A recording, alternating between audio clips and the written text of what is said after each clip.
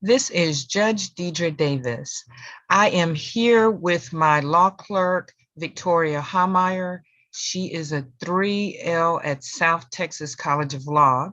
We are in the process of preparing the live stream for YouTube.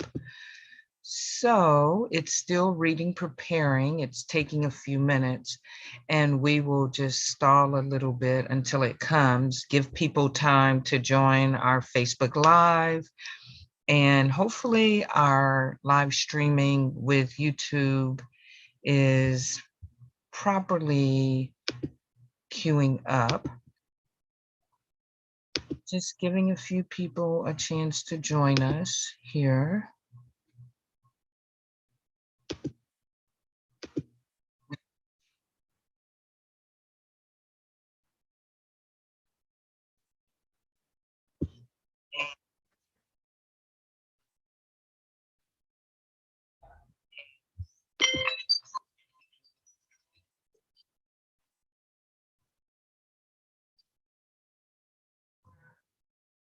Oh, this is odd. Victoria, do you hear all of that? The chime in the background? The recording on YouTube, I think it's playing. So we're going to go ahead and get started. And if this doesn't work, we'll just do it all over again. It like what's happening is YouTube is yeah, it seems like what was happening is it's playing after we talk. So let's go ahead and get going. I have for everyone my wonderful judicial law clerk, Victoria Harmeyer. She is a South Texas College of Law, Houston, third-year law student. She will be a lawyer in less than a year. Victoria Harmeyer, she is going to give a presentation for us today on what is a plea to the jurisdiction. And the reason I have her doing this is we often have plea to the jurisdiction motions heard here in court. I am Judge Dedra Davis. I am Judge Dedra Davis, presiding judge of the 270th District Civil Court. I am a civil court judge. We deal with your money, and we deal with people who have conflicts with one another. So Victoria is going to go through her own PowerPoint presentation for you. She created this presentation by herself on her own with a little direction from me of only saying make it interesting, but she has done a spectacular job. She created her presentation in a very short period of time, and I am very, very proud of her. So Victoria Harmeyer, she, as I said, she is a 3L at South Texas College of Law, Houston. She is going to have a very bright future. She is president of the Women's Law Society at South Texas College of Law, Houston. She is a superstar advocate in the moot court at South Texas College of Law, Houston.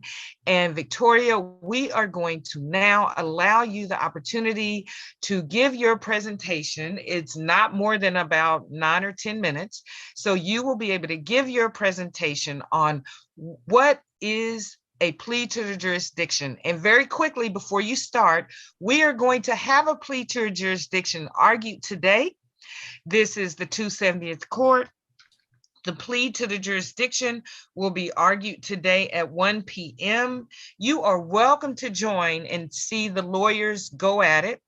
The meeting ID on Zoom, we're virtual and it will be on Zoom. The meeting ID for the 270th Court is 893-168 18682. That is the meeting ID for all of 2022, and it's been the meeting ID for 2021. Join us. These are public sessions at the court. You are welcome to jump in at any time. We are happy to have you. I am Judge Dedra Davis, your presiding judge of the 270th Court. We are going to allow the judicial law clerk, Victoria Harmeyer, to give her presentation on what exactly is a plea to the jurisdiction. Future Counselor Harmeyer, the floor is yours. Oh, thank you, Your Honor. All right. All right. So here's my presentation on what a plea to the jurisdiction is. I think that this will be a great little overview for anybody who would like to witness the plea to the jurisdiction later today at 1 p.m. Honestly, whenever I had first heard what a plea to the jurisdiction was, I was like, a plea to the what? What is that? So what is a plea to the jurisdiction? Well, a plea to the jurisdiction is a dilatory plea that seeks dismissal of a case for lack of subject matter jurisdiction. And I think people who have legal backgrounds and those who don't alike would say, what does that even mean? Well, let's define a couple of terms. So, a dilatory plea is a plea that's intended to delay or defeat a cause of action without regard to whether the claims asserted have merit. So the purpose of this plea is to establish a reason why we shouldn't even talk about the merits of this case. Subject matter jurisdiction is the power of a court to adjudicate a particular type of matter and provide the remedy demanded. Subject matter jurisdiction is something that is absolutely essential to the authority of the court to decide the case. If they don't have subject matter jurisdiction, the court can't render a valid judgment. So what does a plea to the jurisdiction do? Well, the purpose of a plea to the jurisdiction is to contest the trial court's power to determine the subject matter of the controversy. So in other words, it challenges the court's authority to hear the case.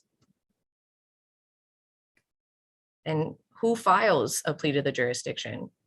Any defendant in any case can file a plea to the jurisdiction. And whenever the defendant is a governmental entity, a plea to the jurisdiction is proper to challenge some certain statutory claims.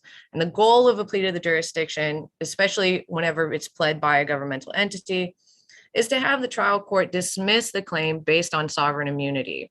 And sovereign immunity pretty much is the idea that a government cannot be sued without its own consent. So particularly whenever governmental entities are defendants, in a suit against a governmental entity, a plea to the jurisdiction can be used to challenge a statutory claim when the plaintiff did not comply with the statute's requirements before filing suit. Pretty much all this means is that if a plaintiff wants to sue the government, and if there's a statute that pertains to this particular case, if the plaintiff didn't check off every element on that list before they filed suit, the court doesn't have the subject matter jurisdiction necessary to even hear that claim. So when can a defendant file a plea to the jurisdiction? Well, a defendant should file a plea to the jurisdiction as soon as possible. And why is that? Because in order for the court to even hear it, they would have to establish that they have subject matter jurisdiction. Without subject matter jurisdiction, you're wasting everybody's time trying to present a case in front of a court that can't hear it. But since subject matter jurisdiction cannot be waived, a defendant can file a plea to the jurisdiction at any time. They can file a plea to the jurisdiction for the first time in the highest court of appeals, the Texas Supreme Court, if they wanted to, or if they needed to. And some of the grounds to file a plea to the jurisdiction, well, a defendant can file a plea to the jurisdiction to argue, number one, that there's no justiciable issue, which pretty much means there's nothing for this court to decide. There's no standing in the case, which means that the plaintiff can't bring the claim because he or she doesn't have an injury. They don't have the requisite standing to file suit in that court. Maybe the claim isn't ripe, which means that it hasn't happened yet. There's nothing to argue, or that it's too late, or that it's moot, which means that the facts that the claim is based in are already over. There's nothing to argue. And finally, you can file a plea to the jurisdiction if another court or an administrative agency has exclusive jurisdiction. And all that pretty much means is that the claim can only be brought in a specific court, so the court that this claim is filed in cannot hear this claim. So what happens if a plea to the jurisdiction is granted? Well, If a trial court grants a party's plea to the jurisdiction, the case is pretty much dismissed. And a dismissal on a plea to the jurisdiction is with prejudice. And what this means is that the judgment is final and the claim can't be brought up again. It's as if it's already been adjudicated and they've reached a final decision. If a trial court denies the party's plea to the jurisdiction, the case generally moves forward. But is the trial court's ruling final? Well, both grants and denials of pleas to the jurisdiction are subject to both interlocutory and final appeal. And this pretty much means that either party, which the judge, if either party, apologies, whichever party didn't like the court's ruling, they can file an appeal to the next immediate court of appeals to review the trial court's decision. So an interlocutory appeal is an immediate appeal saying, we disagree with the trial court's ruling, we want review on this matter. And then once the Court of Appeals rules on that matter, it's brought down back to the trial court for the case to proceed as usual. Or it could be subject to a final appeal, and a final appeal is just when a Court of Appeals has the final word on a matter and the case is concluded. So I really hope that this little overview of a plea to the jurisdiction has taught you a little bit more about what it is, when it's filed, and what the purpose of it is. And really appreciate you taking the time to listen, and I hope to see you at the 1 p.m. plea to the jurisdiction hearing. Thank you so much. Wonderful, wonderful. Great job, Victoria. That was Victoria Harmeyer. She is a 3L at South Texas College of Law, Houston. I am Judge Dedra Davis, presiding judge of the 270th District Court. We hope that you enjoyed Victoria Harmeyer's presentation. We hope that you learned quite a bit from that presentation. She did a spectacular job. My future lawyer, Victoria Harmeyer, thank you so much. And you have made South Texas College of Law, Houston very proud, and you have made Judge Dedra Davis very proud. Thank you so